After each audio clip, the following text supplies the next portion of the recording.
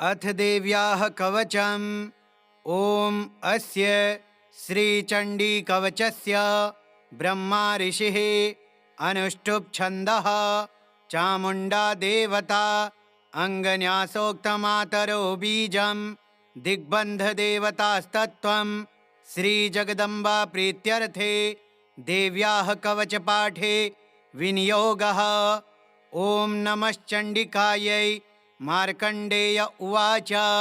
ॐ यद्गुह्यं परमं लोके सर्वरक्षाकरं नृणां यन्न कस्यचिदाख्यातं तन्मे ब्रूहि पितामह। ब्रह्मोवाच। अस्ति गुह्यतमं विप्र सर्वभूतोपकारकं देव्यास्तु कवचं पुण्यं तच्छृणुष्व महामुने। प्रथमं शैलपुत्री च द्वितीयं ब्रह्मचारिणी तृतीयं चन्द्रघण्टेति कूष्माण्डेति चतुर्थकं पञ्चमं स्कन्दमातेति षष्ठं कात्यायनीति च सप्तमं कालरात्रेति महागौरीति चाष्टमं नवमं सिद्धिदात्रे च नवदुर्गाः प्रकीर्तिताः। उक्तान्येतानि नामानि ब्रह्मणैव महात्मना अग्निना दह्यमानस्तु शत्रुमध्ये गतो रणे विषमे दुर्गमे चैव भयार्ताः शरणं गताः न तेषां जायते किञ्चिद् शुभं रणसङ्कटे नापदं तस्य पश्यामि शोकदुःखभयं नहि यस्तु भक्त्या स्मृता नूनं तेषां वृद्धिः प्रजायते ये त्वां स्मरन्ति देवेशे रक्षसे तान्न संशयः। प्रेतसंस्था तु चामुण्डा वाराही महिषासना ऐन्द्रिगजसमारूढा वैष्णवी गरुडासना माहेश्वरी वृषारूढा कौमारी शिखिवाहना लक्ष्मीः पद्मासना देवी पद्महस्ता हरिप्रिया श्वेतरूपधरा देवी ईश्वरी वृषवाहना ब्राह्मी हंससमारूढा सर्वाभरणभूषिता इत्येता मातरः सर्वाः सर्वयोगसमन्विताः नानाभरणशोभाढ्या नानारत्नोपशोभिताः दृश्यन्ते रथमारूढा देव्यः क्रोधसमाकुलाः शङ्खं चक्रं गदां शक्तिं हलं च मुसलायुधं खेटकं तोमरं चैव परशुं पाशमेव च कुन्तायुधं त्रिशूलं च शारङ्गमायुधमुत्तमं दैत्यानां देहनाशाय भक्तानामभयाय च धारयन्त्यायुधानीत्थं देवानां च हिताय वै नमस्तेस्तु महारौद्रे महाघोरपराक्रमे महाबले महोत्साहे महाभयविनाशिनी त्राहि मां देवि दुष्प्रेक्षे शत्रूणां भयवर्धिनी प्राच्यां रक्षतु मामेन्द्रे आग्नेय्यामग्निदेवता दक्षिणेवतु वाराही नैऋत्यां खड्गधारिणी प्रतीच्यां वारुणी रक्षेत् वायव्यां मृगवाहिनी उदीच्यां पातु कौमारी ऐशान्यां शूलधारिणी ऊर्ध्वं ब्रह्माणि मे रक्षेत् धस्ताद्वैष्णवी तथा एवं दश दिशो रक्षेत् चामुण्डा शववाहना जया मे चाग्रतः पातु विजया पातु पृष्ठतः अजिता वामपार्श्वे तु दक्षिणे चापराजिता शिखामुद्योतिनी रक्षे दुमामूर्ध्नि व्यवस्थिता मालाधरी ललाटे च भ्रुवौ रक्षेद्यशस्विनी त्रिनेत्रा च भ्रुवोर्मध्ये यमघण्टा च नासिके शङ्खिनी चक्षुषोर्मध्ये श्रोत्रयोर्द्वारवासिनी कपोलौ कालिका रक्षेत् कर्णमूले तु शाङ्करी नासिकायां सुगन्धा च उत्तरोष्ठे च चर्चिका अधरे चामृतकला जिह्वायां च सरस्वती दन्तान् रक्षतु कौमारी कण्ठदेशे तु चण्डिका घण्टिकां चित्रघण्टा च महामाया च तालुके कामाक्षी चिबुकं रक्षेत् वाचं मे सर्वमङ्गला ग्रीवायां भद्रकाली च पृष्ठवंशे धनुर्धरे नीलग्रीवा बहिः कण्ठे नलिकां नलकूबरी स्कन्धयोः खड्गिनी रक्षेत् बाहू मे वज्रधारिणी हस्तयोर्दण्डिनी रक्षेत् अम्बिका चाङ्गुलीषु च नखाञ्चूलेश्वरी रक्षेत् कुक्षौ रक्षेत् कुलेश्वरी स्तनौ रक्षेन्महादेवी मनः शोकविनाशिनी हृदये ललिता देवी उदरे शूलधारिणी नाभौ च कामिनी रक्षेत् गुह्यं गुह्येश्वरी तथा पूतना कामिका मेढ्रं गुदे महिषवाहिनी कट्यां भगवते रक्षेत् जानुनी विन्ध्यवासिनी जङ्घे महाबला रक्षेत् सर्वकामप्रदायिनी गुल्फयोर्नारसिंही च पादपृष्ठे तु तैजसे पादाङ्गुलीषु श्रीरक्षेत् पादाधस्थलवासिनी नखान्दंष्ट्राकराली च केशाश्चैवोर्ध्वकेशिनी रोमकूपेषु कौबेरी त्वचं वागीश्वरी तथा रक्तमज्जावसा मांसा न्यस्थिमेदांसि पार्वती अन्त्राणि कालरात्रिश्च पित्तं च मुकुटेश्वरी पद्मावती पद्मकोशे कफे चूडामणिस्तथा ज्वालामुखी नखज्वाला मभेद्या सर्वसन्धिषु शुक्रं ब्रह्माणि मे रक्षेत् छायां छत्रेश्वरी तथा अहङ्कारं मनोबुद्धिं रक्षेन्मे धर्मधारिणी प्राणापानौ तथा व्यानम् उदानं च समानकं वज्रहस्ता च मे रक्षेत् प्राणं कल्याणशोभना रसे रूपे च गन्धे च शब्दे स्पर्शे च योगिनी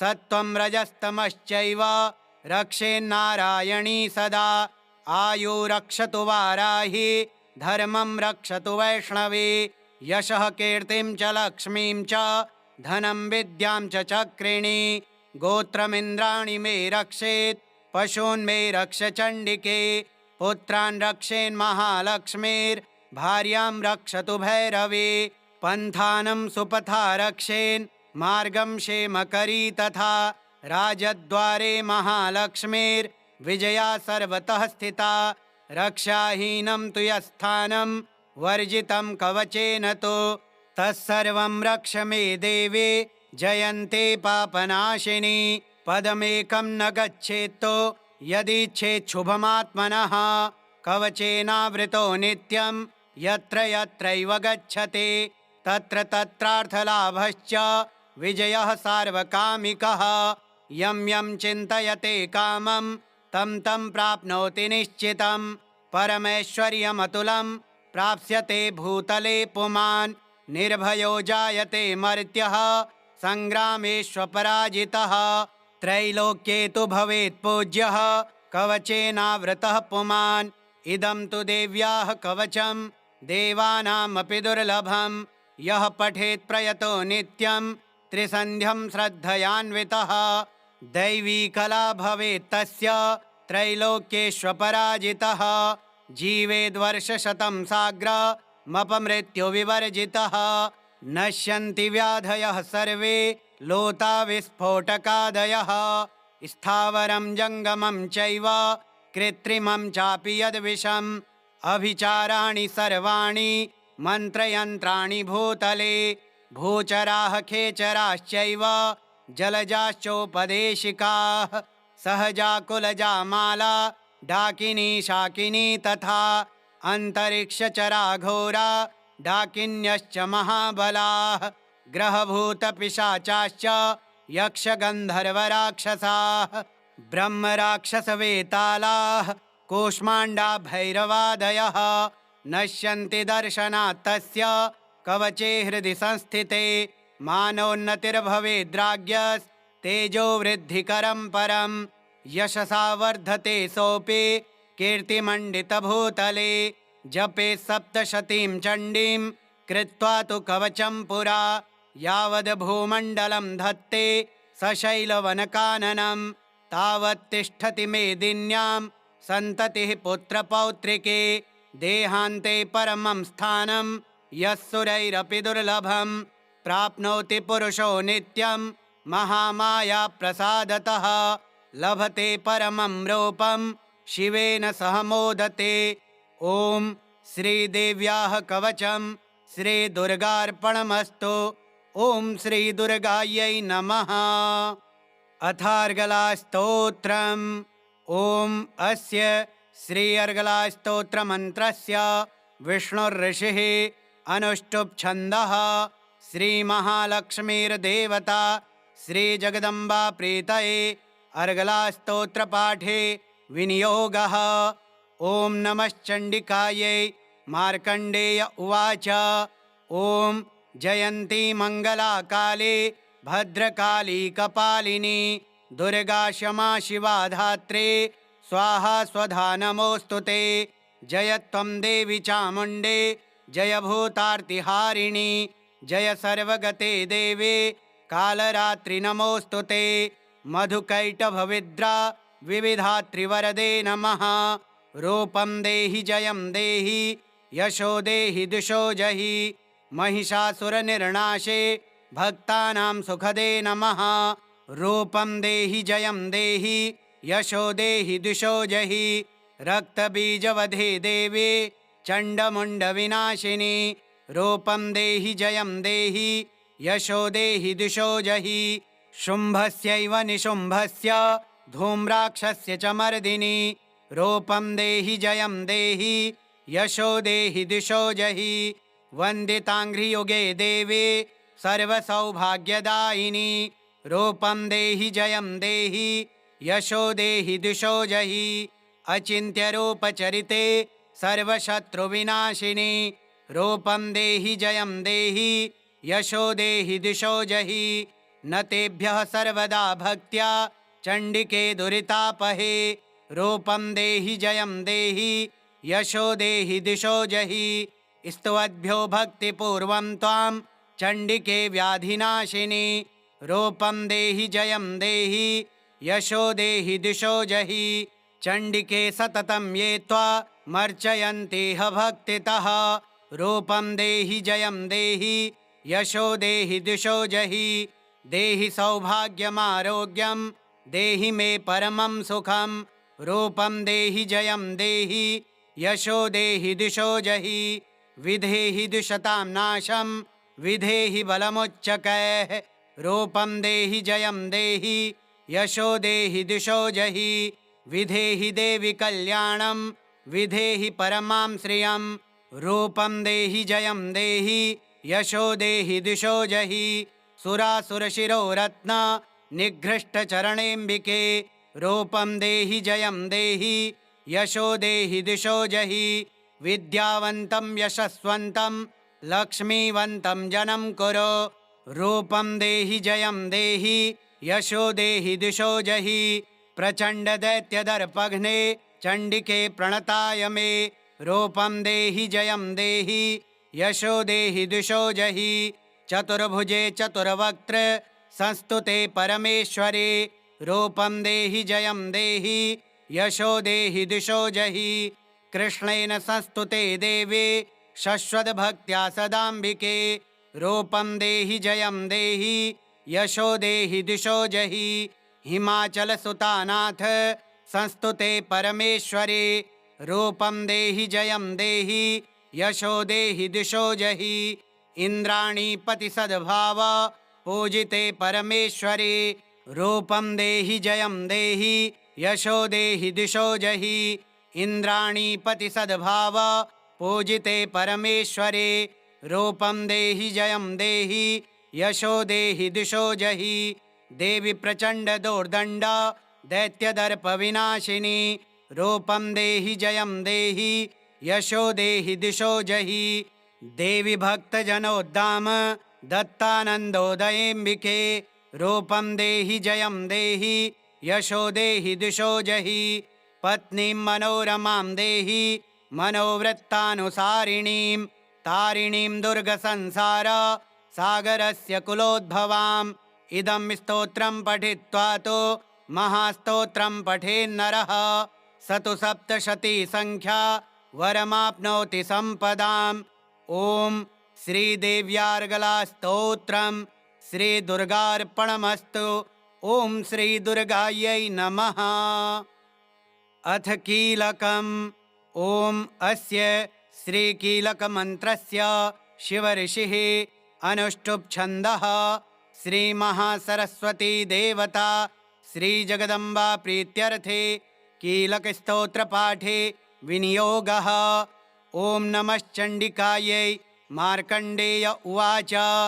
ॐ विशुद्धज्ञानदेहाय त्रिवेदी दिव्यचक्षुषे श्रेयः प्राप्तिनिमित्ताय नमः सोमार्धधारिणे। सर्वमेतद्विजानीयान् मन्त्राणामभिकीलकम् सोऽपि क्षेममवाप्नोति सततं जाप्य तत्परः। सिद्ध्यन्त्युच्चाटनादीनि वस्तूनि सकलान्यपि एतेन स्तुवतां देवी स्तोत्रमात्रेण सिद्ध्यते। न मन्त्रो नौषधं तत्र न किञ्चिदपि विद्यते विना जाप्येन सिद्ध्येत सर्वमुच्चाटनादिकं। समग्राण्यपि सिद्ध्यन्ते लोकशङ्कामिमां हरः। कृत्वा निमन्त्रयामास सर्वमेवमिदं शुभं। स्तोत्रं वै चण्डिकायास्तु तच्च गुप्तं चकारसः। समाप्तिर्न च पुण्यस्य तां यथावन्नियन्त्रणाम्। सोऽपि क्षेममवाप्नोति सर्वमेवं न संशयः। कृष्णायां वा चतुर्दश्यामष्टम्यां वा समाहितः ददाति प्रतिगृह्णाति नान्यथैषा प्रसीदति। इत्थं रूपेण कीलेन महादेवेन कीलितं यो निष्कीलां विधायैनां नित्यं जपति संस्फुटं स सिद्धः स गणः सोऽपि गन्धर्वो जायते नरः। न चैवाप्यटतस्तस्य भयं क्वापीह जायते। नापमृत्युवशं याति मृतो मोक्षमवाप्नुयात्। ज्ञात्वा प्रारभ्य कुर्वेत न कुर्वाणो विनश्यते। ततो ज्ञात्वैव सम्पन्नमिदं प्रारभ्यते बुधैः। सौभाग्यादि च यत्किञ्चिद् दृश्यते ललनाजने तत्सर्वं तत्प्रसादेन तेन जाप्यमिदं शुभं। शनैस्तु जप्यमानेऽस्मिन् स्तोत्रे सम्पत्तिरुच्यकैः भवत्येव समग्रापि ततः प्रारभ्यमेव तत्। ऐश्वर्यं यत्प्रसादेन सौभाग्यारोग्यसम्पदः शत्रुहानिः परो मोक्षः स्तूयते सा न किं जनैः। ॐ श्रीदेव्याः कीलकस्तोत्रं श्रीदुर्गार्पणमस्तु। ॐ श्रीदुर्गायै नमः। ॐ श्रीजगदम्बिकायै नमः।